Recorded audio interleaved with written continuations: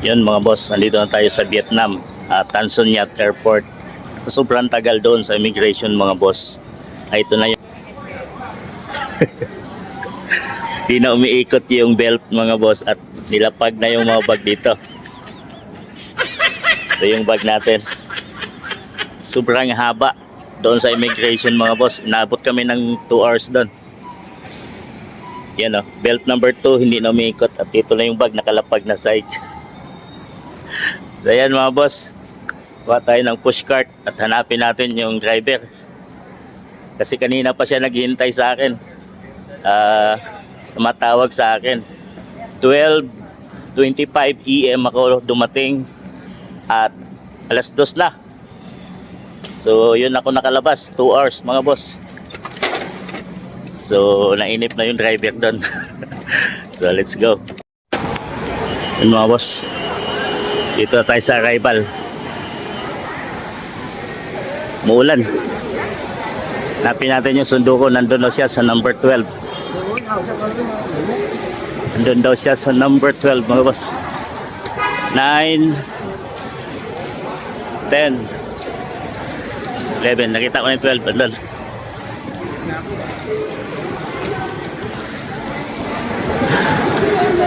Ang daming tao. Number 12. Thank you sundo ko mga boss. Asan? Ito na yung sundo ko mga boss. Yan, dito kasi siya hinintay sa number 12. Ito na kaya sundo ko.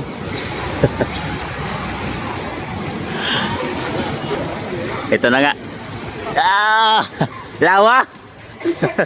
Come on. Lawa. So yan, sundo natin mga boss. Travel pa tayo ng 2 hours papunta sa aking company mga boss. So let's go. Pero Vietnam na to. So let's go. Muulan mga boss. Punta pa tayo ng probinsya doon sa company namin. 2 hours. So, yan. What's up mga boss? 3 AM na ako nakarating dito sa aking dormitory mga boss, no? At ito, nagkalat pa nga yung dala kong gamit mga boss. Bukas na natin ayusin yan. Tulog muna tayo mga boss. Tulog na tayo ng 3 hours tapos gising tayo ng 6 AM dahil diretso na tayo pasok, balik na tayo ng trabaho mga boss. So thank you so much. Dito na tayo sa Vietnam, balik na naman sa trabaho, tapos na ang bakasyon mga boss. So kayod na naman. Let's go.